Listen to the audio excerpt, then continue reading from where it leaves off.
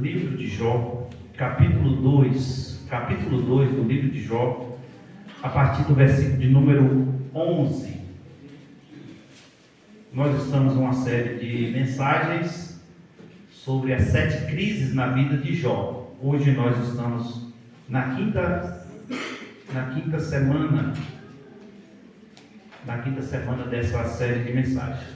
Quem achou, diga amém. Quem não achou, está ali no telão da igreja.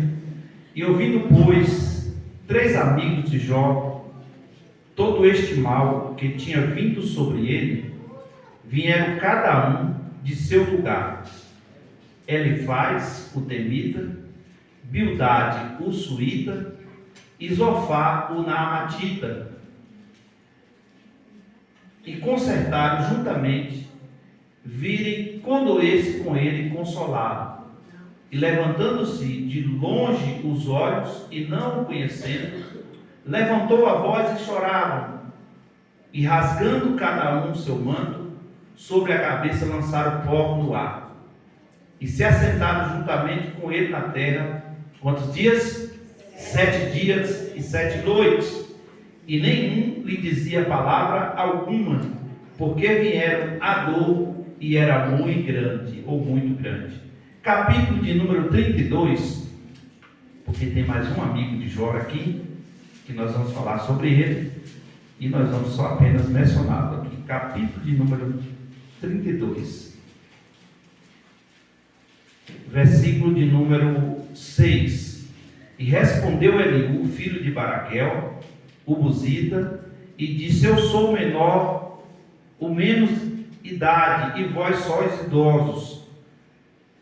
Arrecei-me e temi de vos declarar a minha opinião. Senhor Deus, eterno Pai, mais uma vez estamos diante da Tua palavra. E desta feita, Senhor, estamos aqui para aprender da mesma. Abra nossa mente, o nosso coração, libera sobre nós a Tua palavra. Fala conosco, Senhor, mais uma vez. Nós estamos aqui para aprender mais de Ti, da Tua palavra. Repreenda toda distração, toda retaliação do inimigo, toda força contrária, e que estejamos aptos para ouvir a Tua voz mais uma vez, em nome de Jesus. Amém. Podemos sentar, meus irmãos, e toda atenção é pouca para a palavra de Deus, a nossa vida. Nós começamos essa série há 5 semanas atrás, e nós estamos falando sobre as crises na vida de Jó. A primeira crise que nós falamos aqui foi a crise da perda dos bens materiais.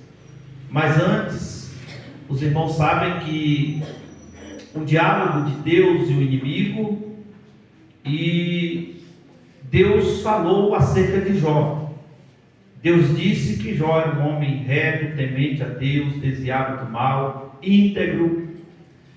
E a gente conhece muito bem, já falamos sobre isso, só estou apenas relembrando, que o inimigo disse para Deus que ele era rico, que ele era cercado de bem, que o Senhor tinha colocado uma cerca sobre ele de proteção, e Deus assim permite que o inimigo toque em todos os seus bens, camelos, mulas ou jumentas, cabras, bois, tudo que ele tinha ele perde. Depois vem a segunda crise, ou a perda, que o vento sopra na sua casa, mata todos os seus filhos de uma só vez. E Jó, quando perde os bens, Jó disse: Deus me deu, Deus tomou, bendito seja o nome do Senhor. Mas quando ele perde os seus filhos, a Bíblia diz que Jó rasgou as suas vestes. Jó prostrou-se diante do Senhor.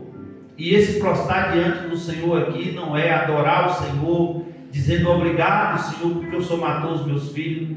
Deus estava sabendo que Jó, nesse momento, ele estava prostrado, dizendo: Senhor, tirou tudo que eu tinha de melhor.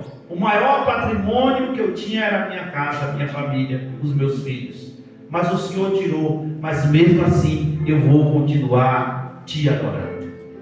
Raspou a sua cabeça, rasgou as suas vestes.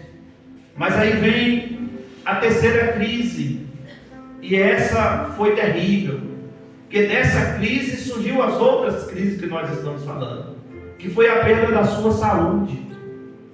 Eu falei aqui sobre 15 tipos de enfermidades que Jó foi cometido.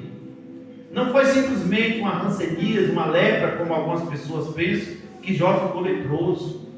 Eu falei aqui sobre a ciência hoje, explicando a doença chamada a doença de Jó, que tem um nome científico que eles dão, e mais ou menos acho que é furunculose, uma coisa assim, que a sua carne saía do seu corpo, dava bicho, os seus ossos se quebravam, perdia os dentes, a podridão no seu corpo fético. As pessoas não conseguiam se encostar perto dele de tanta podridão que estava sobre o seu corpo. Perdeu as suas unhas, os seus cabelos. O homem ficou morto-vivo. E através dessa enfermidade, dessa crise na saúde, vem a crise que nós falamos a semana passada, o desespero da sua esposa em ver toda essa situação acontecendo. E eu disse aqui para os irmãos que a palavra hebraica que ela diz não é amaldiçoa, é abençoa ou bendiga o nome do Senhor e se despede e morra. Não é o sentido dela dizer amaldiçoa a Deus, ninguém amaldiçoa a Deus. Eu disse que o menor não pode amaldiçoar e nem abençoar o maior. A bênção é do maior para o menor. E ela sabia da sua insignificância, mesmo passando pelas crises que ela passou. Você imagina uma mulher que vivia uma vida de luxo porque era uma mulher de um marido rico, uma mulher que tinha seus 10 filhos, e de repente ela perde a sua riqueza, ela perde os seus filhos, vê o seu esposo se definhando, ela diz: morre logo, homem. E ele diz como fala qualquer doida, ele não chama de louca, ele está dizendo: mulher, tu está desequilibrada, tu perdeu a fé, tu perdeu a esperança. Deus é capaz de restituir, Deus é capaz de fazer coisas novas. Calma o teu coração. Mas a gente estudando a história, se colocando no lugar dela, vamos ver que o desespero dela, irmãos, era plausível. E outras sem ter uma explicação, sem saber o que estava acontecendo. Mas eu disse que Deus sempre preserva a fonte, e era a fonte que Deus preservou para restituir novamente filhos, para restituir novamente uma família, para restituir novamente bens, para restituir tudo na casa de Jó. Deus preservou a fonte. Então Deus restaurou lá na frente o casamento de Jó, porque a crise do casamento de Jó foi terrível. Quando ela chegou a dizer para ele: se despede de Deus e vá, ela estava dizendo: eu já sou uma viúva viva, eu já sou uma viúva de marido vivo. Para mim, o homem que eu tinha dentro de casa acabou. Em uma cultura que a doença que ele tinha na cabeça deles era contagiosa, e eles ficavam de longe, não podiam nem se encostar perto. O máximo, eu disse aqui, que era um tiro de pedra, 25 a 30 metros de distância. Nós vamos ver hoje, os amigos também chegam e ficam de longe, por 7 dias ali, sem falar nada, observando todo o sofrimento da vida de Jó. E exatamente sobre isso que nós vamos falar hoje, a crise com os amigos. Nós temos vindo falar de 3 amigos de Jó, mas se você observar, foram 4 amigos. Esse 4º amigo, ele vai aparecer no capítulo de número 32. Mas nós vamos relatar aqui sobre cada um deles. E eu venho esses dias estudando bastante sobre o livro de Jó, e cada dia que a gente mergulha, a gente encontra mais fonte, encontra mais coisas maravilhosas. E eu estudando sobre esses 4 amigos de Jó, dá para a gente aprender algumas lições que eu quero trazer aqui para a igreja, muito importante. Então, a 5ª crise aqui que a gente percebe foi a crise dos amigos. Porque quando os amigos de Jó, irmãos, ficaram sabendo que Jó estava de luto, que Jó tinha perdido os seus filhos, que Jó estava doente, a Bíblia diz que logo eles foram visitá-los, condoer-se uma situação. O versículo de número 11, a Bíblia diz que ouvindo, pois, os 3 amigos de Jó, todo este mal que tinha vindo sobre ele, vieram cada um do seu lugar. Se os irmãos forem entender aqui, irmãos, esses amigos de Jó, usando a nossa linguagem de hoje, eram pessoas também ricas. Usando a nossa linguagem de hoje, seriam empresários. E a gente vai observar e aprender aqui que eles, alguns deles, eram descendentes de Jacó, descendentes de Abraão. E como diz Eliú, esses 3 amigos eram os amigos mais velhos. Essa crise na vida de Jó começa aos 70 anos. Então provavelmente esses amigos de Jó tinham a mesma idade dele ou mais velho do que ele. É tanto que Eliú diz que eles eram mais idosos do que ele. Então Eliú acaba sendo o amigo mais jovem. Mas esse jovem aqui não era um jovem também de 20 anos. O jovem aqui era mais novo do que os outros.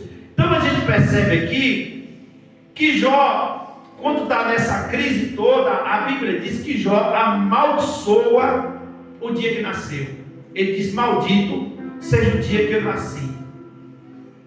A gente analisando a história, irmãos, o único dia que falta no calendário é o dia 30 de fevereiro. E de 4 em 4 anos é o ano bissexto e tem 29 dias de fevereiro. Mas dá-se a entender, não é uma afirmação, que esse dia possa ser o dia 30 de fevereiro. Porque Deus cumpriu muita coisa na vida de Jó. E até para ficar registrado na memória, não fala a data que ele nasceu, como também não fala de Jesus. E alguém disse que é 25 de dezembro, que não é. Mas dá-se a entender que o único dia que falta no calendário é o dia 30 de fevereiro. Eu penso, digo eu, não o Senhor, e nem a palavra, como Paulo diz, digo eu, e não o Senhor, que Jó, provavelmente esse dia seria o dia 30 de fevereiro. Aqui, irmãos, chegam os amigos, e aqui nós começamos a mensagem de hoje. Os amigos de Jó chegam de longe, cada um de sua região. Nós vamos ver de cada um de que região eles moravam. Na data de hoje ou nos dias atuais seria muito fácil um amigo estar doente e você fazer uma chamada de vídeo, conversar com ele. Mas não estamos falando de uma época aqui que as notícias demoravam a chegar, mas a notícia chegou. Por que a notícia chegou? Jó era o homem mais rico do Oriente, Jó era um empresário muito forte, Jó tinha ali 500 juntas de bois, que eu falei para os irmãos aqui que era como se ele tivesse 500 tratores. Jó tinha 3.000 ovelhas. Jó tinha camelos, 7.000 ovelhas, 3.000 camelos, 500 juntas de boi, 500 jumentas. Então Jó era um empresário muito conhecido, porque as ovelhas produziam lã. Então Jó tinha muita riqueza e a notícia começou a chegar, porque os produtos daquele empresário não estão chegando mais na região do Oriente. Alguém deve ter chegado lá e dito assim: olha, aquele homem está para morrer, perdeu os 10 filhos, destruiu tudo que ele tinha. O que foi que aconteceu? Ninguém sabe explicar, não tem explicação. E a notícia chega aos amigos de Jó. E quando a notícia chega aos amigos de Jó, eles, usando a linguagem de hoje, ligam um para o outro e dizem: vamos lá visitar o nosso amigo.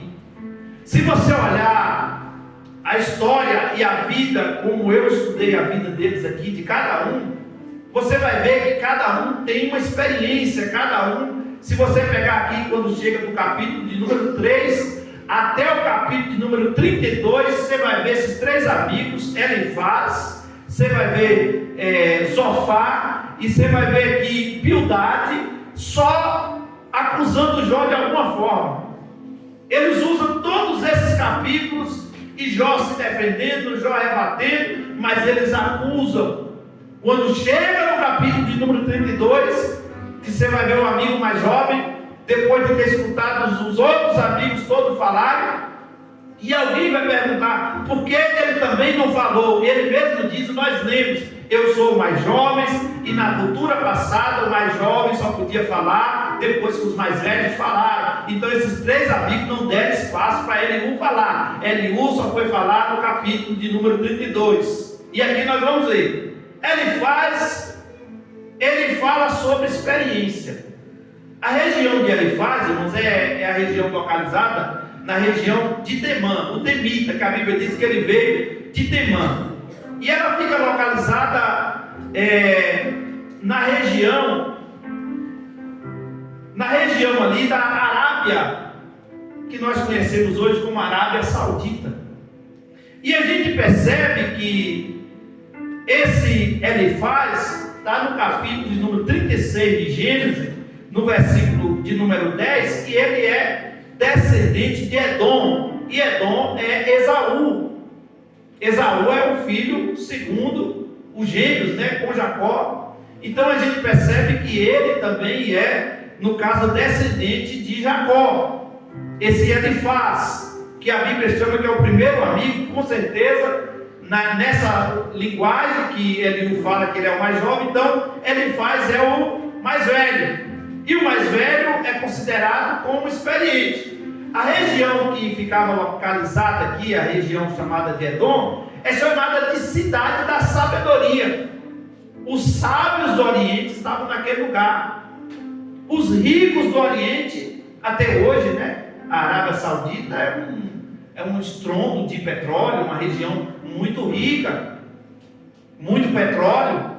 Naquela época não se tinha descoberto o petróleo ainda, mas se fala de uma região, da região da sabedoria. Eliú, ou Elifaz, melhor dizendo, ele é filho de Ada, que era esposa de Esaú, irmão de Jacó.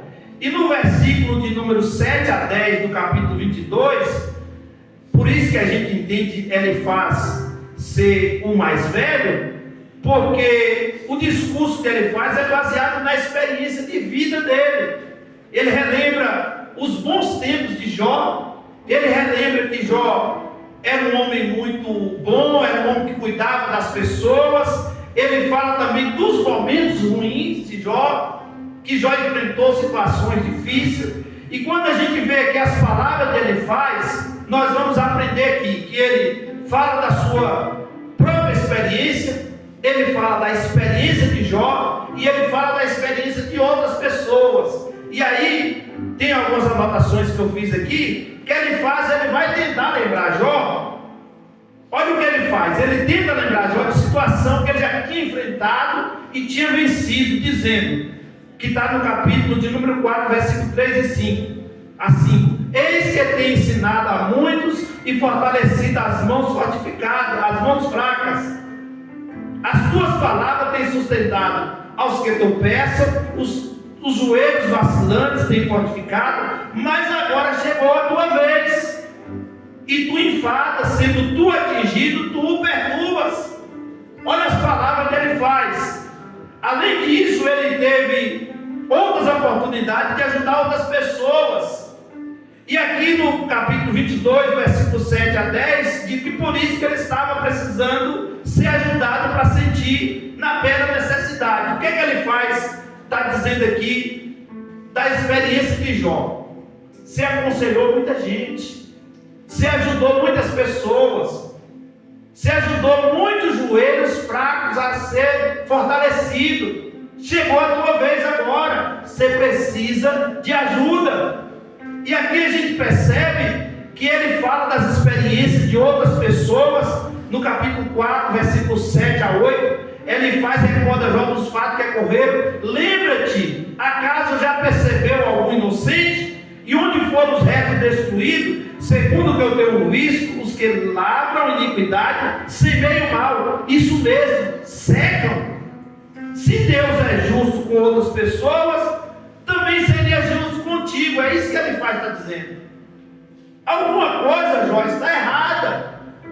Se Deus usou você para ser junto com outras pessoas, nós estamos aqui para fazer você lembrar realmente de quem você era, realmente de quem você precisa lembrar. E quando Elifaz fala da sua própria experiência, e aqui ele se gaba de ser um homem sábio, de ser um homem experiente, e o que é que ele diz?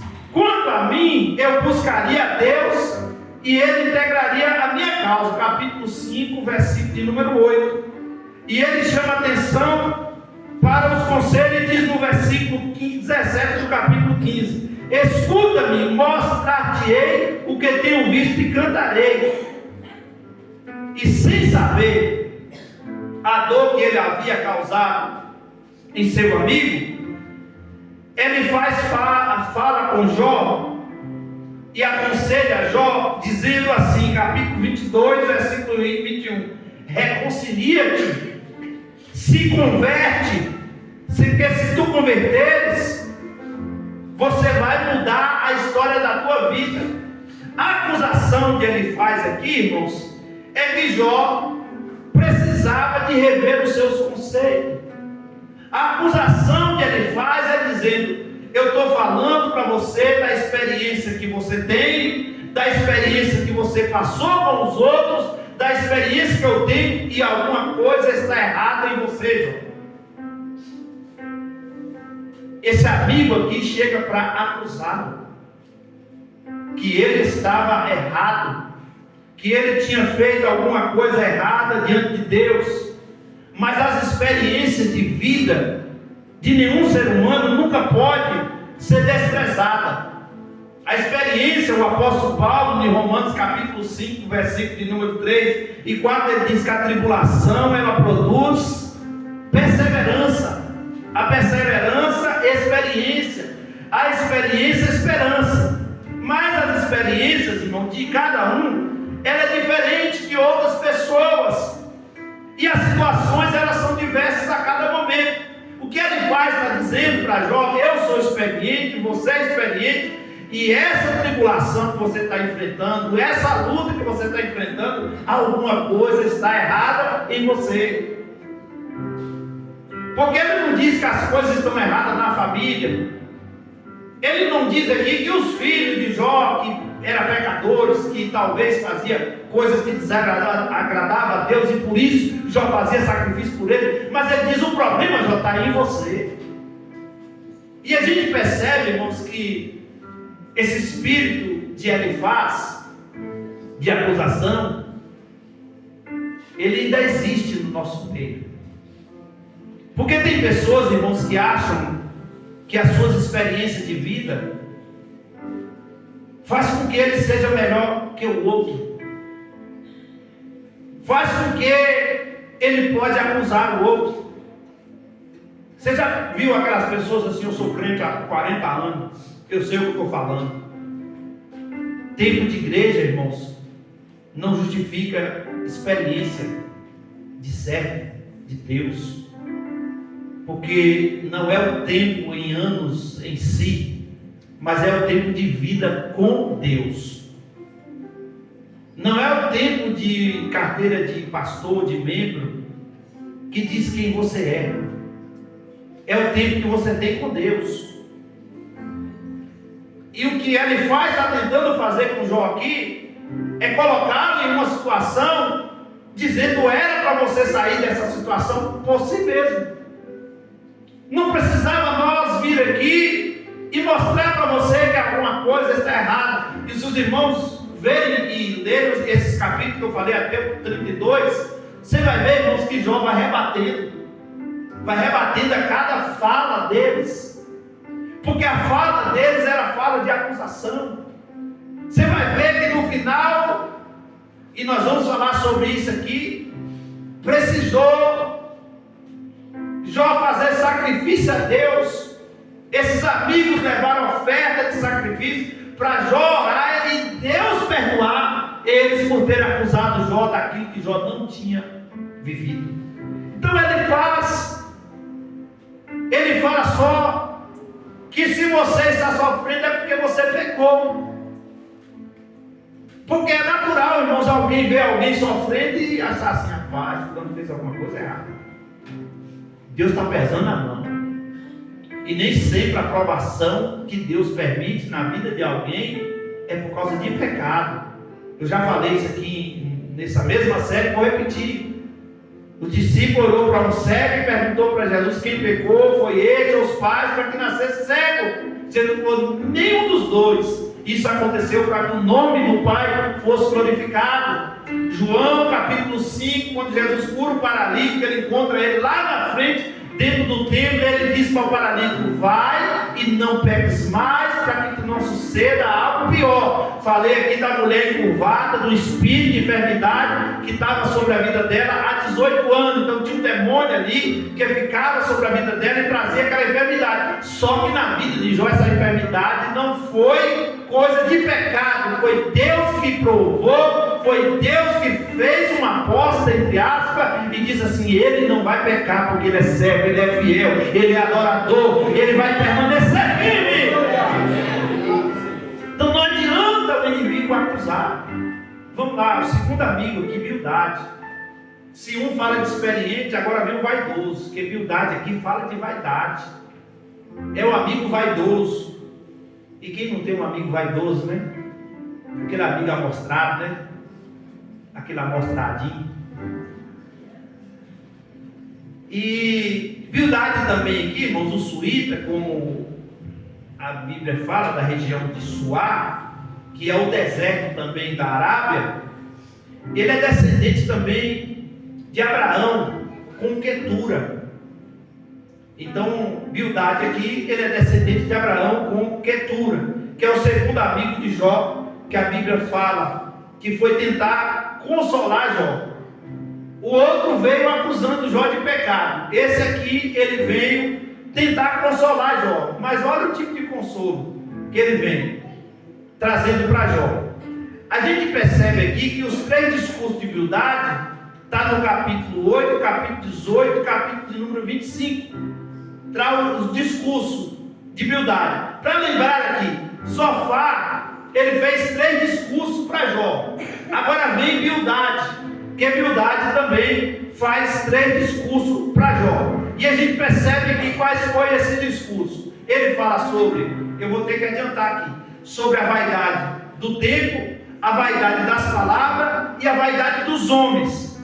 Então representa, Bildade aqui, representa a visão tradicional, que é apegada à justiça e apegada à lei. E a gente percebe aqui que Bildade, ele mostra tudo que passa. Capítulo 8, versículo 9, ele diz assim: porque nós somos de ontem e nada sabemos, porquanto os nossos dias sobre a terra são como a sombra. Ele faz a comparação aqui com as plantas que são belas, mas secas, no capítulo 8, versículo 11 e 12. E com uma teia de aranha que não tem firmeza, capítulo 8, versículo 14 a 18. Ele lembra também que as pessoas que já viveram sofrem tanto como Jó. Ele está falando para Jó: ó Jó, não é só você que sofre não. Tem pessoas também que já sofreram antes. É como se lembrasse, usando a linguagem, lembra o povo morreu no dilúvio, Deus matou todo mundo. Então não é só você que sofre não. Só que, como eu disse para os irmãos aqui, o sofrimento de Jó, irmãos, foi único e singular. Ninguém sofreu e nem sofrerá na terra como Jó sofreu no sentido. Porque Deus só fez isso uma única vez. Ah, pastor, mas Jesus sofreu igual Jó? Não. Jesus carregou a cruz pelos nossos pecados. Jesus carregou a coroa de espinho pelos nossos pecados. Mas eu disse que a prova de Jó, irmãos, durou de 7 a 10 anos. Jesus passou por isso, em 3 dias já estava pronto de novo, já ressuscitado e dizendo: ó, indo por todo mundo, pregar o evangelho. Então Jesus foi algo diferente. O sofrimento dele foi pelos nossos pecados, porque sangue tinha que ser derramado sobre a terra para perdoar os pecados. Se antigamente era o sangue do animal que cobriu o pecado, o sangue de Jesus Cristo nos purifica de todo o pecado. Mas o sofrimento de Jó foi algo exclusivo de Deus. Observado o meu servo Jó.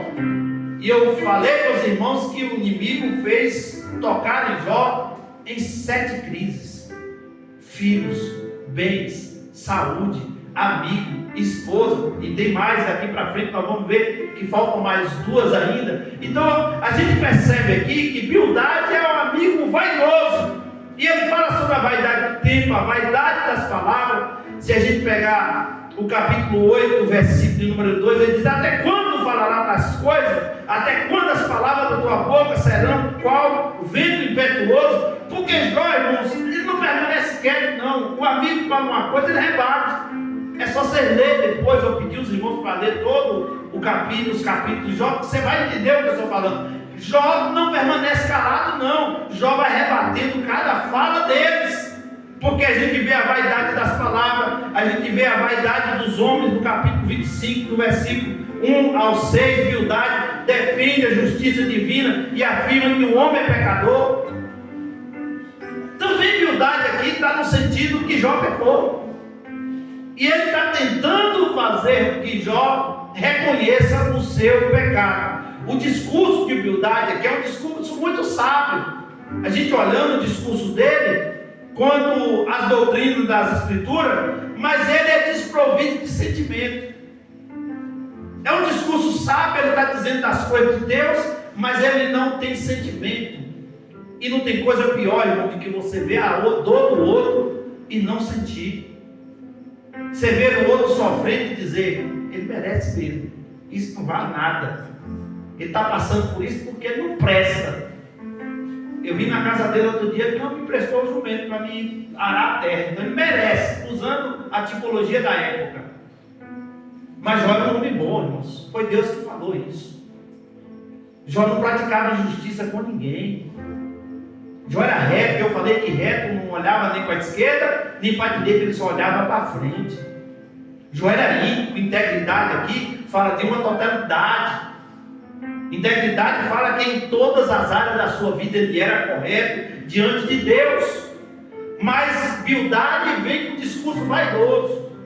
É aquela palavra vaidosa. E experiente também. Porque nenhum desses três amigos primeiros de Jó faltava experiência, irmão. Eram homens idôneos e homens experientes. Mas nem sempre a experiência, irmãos, pode usá-la para acusar alguém de nada. É tanto que diante da lei é assim: contra os fatos não tem argumentos. O advogado pode ser bom do jeito que for, e o outro advogado não ser tão bom, mas se tiver nos autos provas concretas daquilo que ele está defendendo, ele vai conseguir, e o outro, com toda a sua oratória, irá perder. Porque contra fatos não há argumentos. Então o discurso de Bildade é um discurso vaidoso, é um discurso muito sábio, letrado, mas sem nenhum sentimento. É aquelas palavras duras, sem perceber que estava. Irmão, eu disse que Jó estava machucado por fora das enfermidades, agora chega 3 amigos para machucar ele por dentro.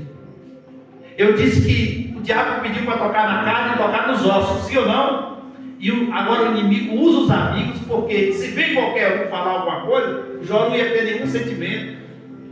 Mas quando vem de alguém que você diz que é seu amigo, e como eu estou falando de amizade, irmãos, era amigo dele, não era questão, porque diz a história de pesquisadores que uma amizade duradoura é uma amizade que ela passa de 7 a 10 anos. Se passar uma pessoa de 7 a 10 anos como seu amigo, diz os historiadores e pesquisadores que essa amizade dura para a vida toda. Só que eu estou falando de amigos, não é de companheiros não, e de conhecidos não. Porque amigo você conta na palma da mão. Amigo é aquele que você pode ligar de madrugada. Amigo é aquele que você pode contar com ele. E eu vou dizer para os irmãos, entre os nossos amigos, todos eles têm um pouquinho de Bildade, tem um pouquinho de Elifaz, tem um pouquinho de Zofar e tem um pouquinho de Eliú em cada um deles. Porque tem aquele amigo, irmãos, que ele aceita tudo seu, né? Mas tem aquele amigo, irmão, que chega para você na tua cara e fala a verdade, e você chora, mas é seu amigo. Depois você fala: não, ele falou porque ele pode falar. Eu tenho amigos, irmãos, que eu falo coisa com eles que às vezes outras pessoas não têm coragem de falar. eu chamo a atenção deles para mim e corrijo de alguma coisa que precisa corrigir, que nem o pai e a mãe têm coragem de falar. Eu já cheguei em situações que o pai e a mãe de amigo chegar para mim, fala com ele, que se eu falar, ele vai achar ruim. E se você falar, ele vai abaixar a cabeça e não vai falar nada. E realmente, porque a gente tem um pouquinho dessa experiência que cada um deles tem, de às vezes a gente chegar e apontar o dedo mesmo e dizer assim, você está errado, camarada. Não é desse jeito não, a vida não é assim. E esses amigos de Jó, por mais que eles acusaram, irmão, mas eles foram ali com intenções boas, sim ou não? Eles não foram ali com más intenções, mas Deus permitiu que até o inimigo usasse eles naquele momento para ferir Jó. Era preciso Jó passar por aquilo, mas foi preciso depois Deus intervir na vida deles e falar, vocês vão ser próximos, vocês vão ser abençoados, depois que vocês voltarem lá, porque Jó vai orar a mim, e eu vou responder a Jó, e Deus vai fazer coisas maravilhosas na vida de Jó, irmãos, e esses mesmos amigos aqui que foi que ajudou Jó depois a ficar rico novamente, porque Deus usou foi eles. Então não pode se jogar fora. Zofar aqui no hebraico significa áspero. Isso aqui é aquele amigo áspero, grosseiro. E Zofar aqui fala do legalismo, que é o terceiro amigo, o Namatita, a região de Naamã. Provavelmente esse território também é o território da Síria, também, Síria não, da Arábia Saudita. Esse território aonde é os Naamatitas, que a Bíblia fala. Provavelmente seria essa região. Os relatos históricos eu fui pesquisar e não se dá muito qual era essa região, mas eu acredito que eles moravam bem próximo um do outro naquela região ali do Oriente Médio, que é conhecido hoje como a Arábia Saudita. Então Zofar fala de legalismo. E aqui, irmãos, o discurso de Zofar, não vai dar tempo para a gente ser mais cauteloso, mas é o discurso religioso, é o discurso das opiniões e também o discurso das acusações. Quando a gente pega o capítulo de número 11, o capítulo 12 a 20, a gente vê os conselhos a Jó a se arrepender e voltar a buscar Deus. É como se Zofar estivesse dizendo, tu deixou de buscar Deus. É por isso que está acontecendo na tua vida. Tu deixou de adorar. Jó não tinha mais uma pombinha para oferecer de sacrifício. E mesmo se ele tivesse, ele não tinha condições físicas para oferecer sacrifício. Jó estava podre, irmãos. Jó estava num monturo, e esse monturo aqui, algumas pessoas consideram como lixo ou lixão, mas não é.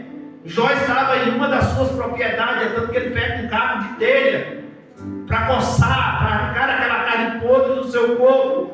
Só que ele estava em algum lugar isolado, porque ele não podia ficar no meio da sociedade, da sua família, da sua parentela.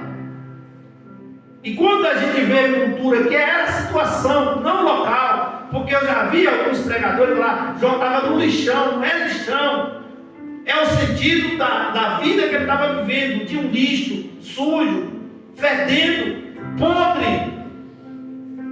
Os amigos, irmãos, ficam 7 dias calados de longe. E essa conversa que os amigos falam com Jó é distante, não é próximo. A conversa da mulher com Jó é distante, não é próximo. Eu falei para os irmãos, no máximo 25 metros, um tiro de pedra. E aqui Zofar fala sobre a religiosidade. Ele também, Zofar achava que é muito entendido que falasse baseado nas suas próprias opiniões. Sabe aquele achismo? Eu acho, eu penso, eu entendo assim. Era isso que ele estava dizendo. Eu penso dessa forma, é minha opinião, Jó, que tu está passando por isso, que tu deixou de buscar a Deus. Zofar também argumenta que Jó era muito rico, porque oprimiu, desamparou os pobres. Olha, está tudo isso na Bíblia. Quem sabe, Jó, tu não oprimiu os pobres. Quem sabe tu não tirou a riqueza de alguém e Deus está cobrando de você. E não era nada disso. Deus estava permitindo a luta para depois trazer a vitória. E Zofar parte do pressuposto que Jó era um justo e que estava em pecado, esquecendo que ele também era pecador. É acusando o outro de pecado? e sendo pecador. Jesus, quando chegou na casa de Zaqueu, estava todo mundo lá. E quando Jesus disse: desce que eu vou para a tua casa, chega na casa, Zaqueu diz assim: Senhor, se eu tenho defraudado alguém, eu vou restituir, eu devolver 4 vezes mais, vou pegar os meus bens, vou repartir, dar para os pobres. Aí Jesus diz: hoje veio a salvação a esta casa. Só que as pessoas que estavam ali estavam olhando para Zaqueu, comendo na casa de pecador, está na casa de pecador. Mas na hora que falou que ia restituir os bens, todo mundo: glória, aleluia, ele cobrou muito imposto na minha família mesmo. Então, irmãos, as pessoas acusando as outras de pecado e também de pecado. Lembra quando a mulher adúltera chegou até Jesus, os acusadores? Jesus falou: aquele que não tiver pecado, atire a primeira pedra. E a Bíblia diz que do mais velho ao mais jovem. Lembra da cultura? O mais velho que tinha que atirar a primeira pedra. Então o mais velho jogou no chão, até os mais jovens jogou, e Jesus: cadê os teus acusadores? Ele olhou para um lado e para o outro, falou: não tem mais ninguém. Aí Jesus falou: nem eu te condeno, vai, não peques mais. Porque o único sem pecado ali era Jesus. Pecador não pode acusar pecador, não. Quando Paulo escreve à igreja a Coríntios, capítulo 11, versículo 28, ele diz: examine-se o homem, ou cada um, a si mesmo. E é muito fácil examinar os outros, acusar os outros, apontar o dedo. E aqui é Zofar, acusando Jó, apontando o dedo. E um verdadeiro amigo, ele socorre o seu próximo e não lhe acusa, e nem deseja mal. Agora nós vamos partir agora para a final, eu tenho 5 minutos, que é o capítulo de número 32, que é Eliú. Eliú é o amigo da misericórdia. É tanto que o nome Eliú, no hebraico, significa ele é meu Deus. Meu Deus é meu Pai. Isso significa o nome de Eliú. E esse último amigo de Jó, chamado Eliú, que parece ter chegado depois, ou foi citado antes porque era mais jovem, aí no capítulo de número 32 que nós lemos, ele fala que ele ficou calado porque ele era o mais novo, o mais jovem. E agora ele se revolta com Jó, revolta com os 3 amigos de Jó, e ele vai rebatendo tudo isso. Por que ele se revolta com Jó também? Ele estava dizendo para Jó: não precisava você estar discutindo com eles. Deus é o Deus da misericórdia. E vamos ver aqui, eu tenho uns 5 minutos aqui, que esse mais jovem, quando fala aí, ele se irritou com Jó por ter caído na argumentação dos 3 amigos tentando defender a sua própria experiência. Jó aqui não está tentando se defender. E ele fica bravo com Jó, defendendo da vaidade, do legalismo. E por isso seria auto-justificar diante de Deus, ao invés de buscar a misericórdia. E o longo discurso de Eliú, que vai do capítulo 32, 33, 34, 35, 36 e 37. Depois vocês lêem em casa. Porque a partir desse capítulo de número 37 aqui, vem coisas maravilhosas. Porque aqui Deus começa a fazer perguntas a Jó. Deus começa, eu disse para os irmãos que tem no mínimo 56 perguntas que Deus fez para Jó e que até hoje ninguém conseguiu responder e nem vai conseguir responder. Onde tu estava, Jó, que eu criei o sol? Aonde tu estava, onde eu criei o universo? E aonde estava Jó? Aonde estava você? Aonde estava eu? Então, Eliú aqui fala no sentido de misericórdia. E aqui fala de misericórdia ao invés de experiência, misericórdia ao invés da vaidade e misericórdia ao invés do legalismo. Você percebe que se os 3 amigos, o primeiro ele vem falar na questão da vaidade, da sabedoria, o outro vem falar do legalismo, o outro fala da experiência, eu sou experiente, mas aqui vem Eliú falando da misericórdia.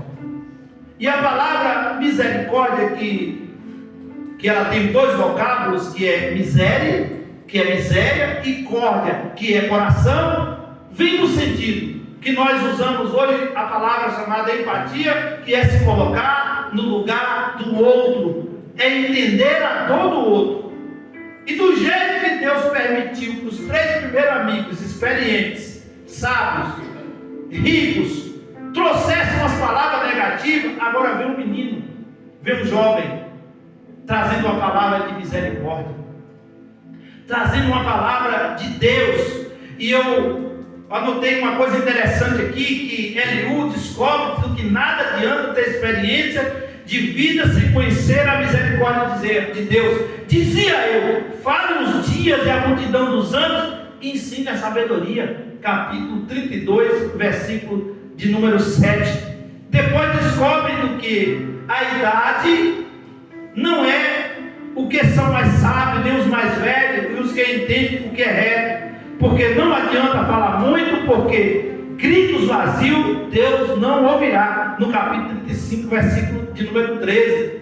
Nem basear-se em conhecimento humano, nem na busca da sabedoria que nos ensina. Eliú aqui entende que quando o homem reconhece a grandeza de Deus e a sua pequenez diante do Senhor, então ele conhece a verdadeira sabedoria revelada por Deus. Eliú chega dizendo assim: grande é Deus, João. Esses 3 amigos que veio para acusá-lo, você não deveria ter rebatido ele, porque você já teve experiência que o teu Deus é grande.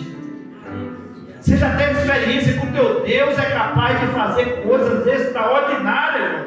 Você já teve experiência que o teu Deus é capaz de mudar a história, de mudar a situação. E ao seu tempo, Jó, Deus vai se levantar ao teu favor.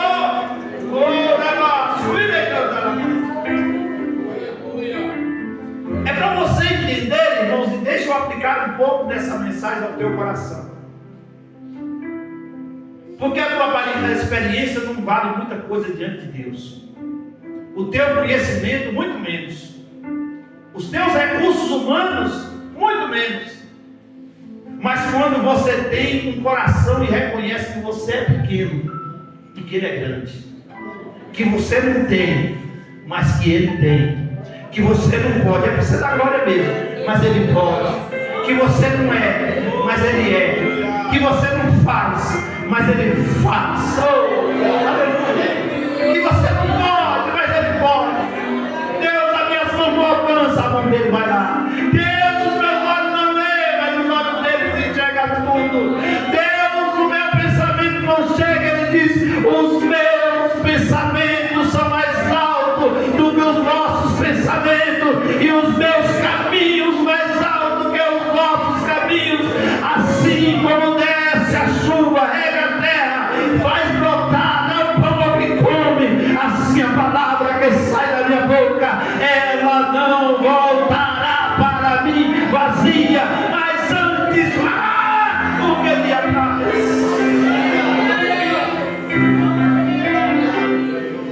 As palavras de Eliú foi como palavras de misericórdia, palavras de bálsamo no momento da dor. E o amigo Espírito Santo nessa noite está aqui para trazer o bálsamo ao teu coração. Jesus disse assim: eu não vou chamar vocês mais de servos, vocês são meus amigos. Para empregar a gente paga salário, para amigo a gente dá presente, mas para filho a gente deixa herança. E você é filho de Deus, você é filha de Deus. Deus, Ele colocou Jesus para ser o seu Senhor, o seu Salvador. Jesus enviou o Espírito Santo para ser o seu Consolador. Então eu quero aplicar essa mensagem desses 5 minutos ao teu coração e dizer que não importa a acusação que o inimigo tem feito sobre a tua vida, não importa se é de fora, de longe, de perto, ou de casa, ou até mesmo dentro da igreja, alguém tem acusado, apontado você, mas o Deus que te chamou, Ele é fiel, o Deus que te chamou, Ele é poderoso. Deus sempre tem um Eliú, como é que vai chegar na hora certa, na Porque às vezes chega ele faz humildade, sofá, mas Deus está dizendo, eu já preparei, ele é novo, mas ele vai trazer uma palavra de bálsamo, ele vai trazer uma palavra e eu posso aplicar e conjecturar nessa noite. O nosso amigo Espírito Santo está aqui nessa noite para trazer uma palavra de conforto, para trazer uma palavra de apoio para você.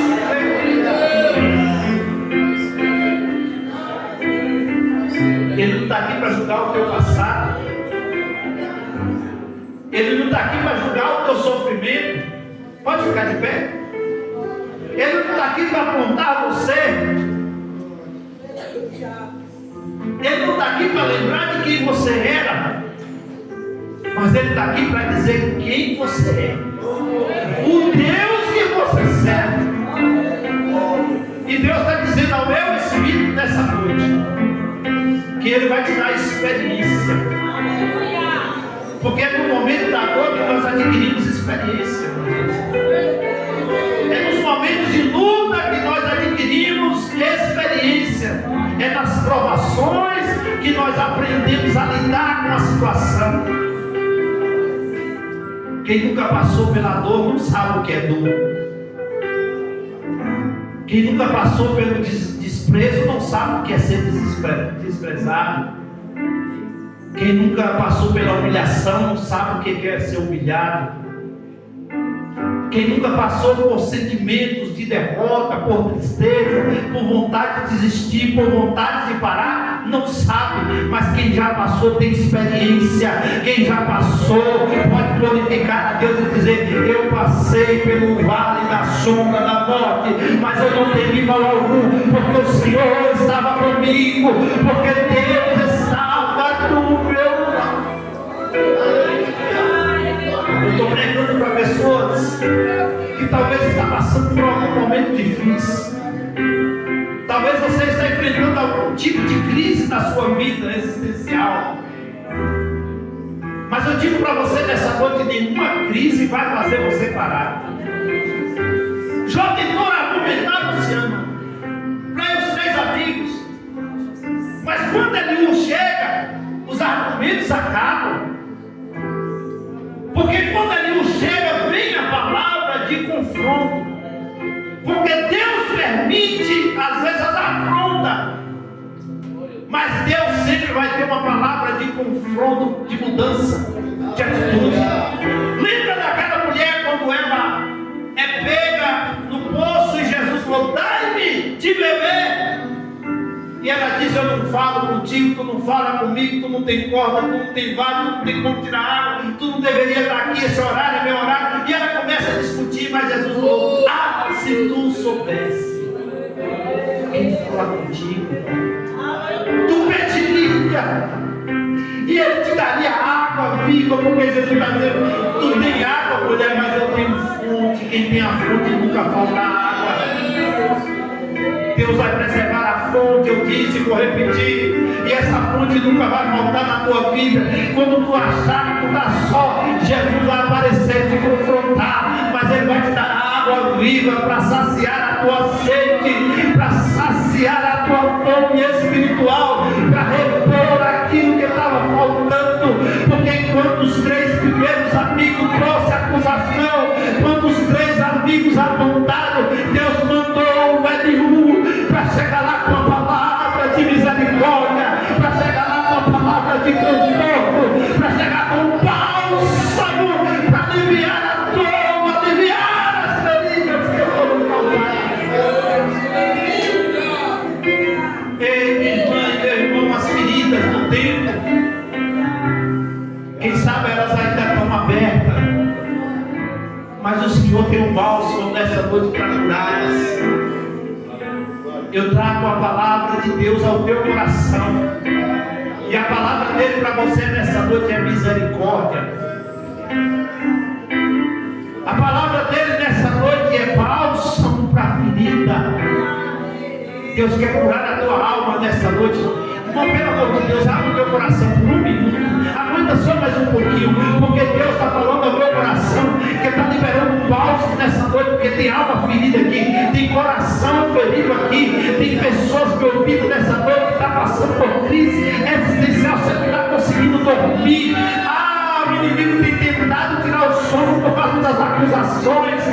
causa dos problemas, dos levantes contra a tua vida, apontando para você, te acusando, mas o Senhor vem com a palavra nesta noite ao teu coração, dizendo: meu filho, minha filha, eu sou contigo, receba a cura para a tua alma, volte para a tua casa nessa noite curada deste mal, receba o bálsamo do Senhor.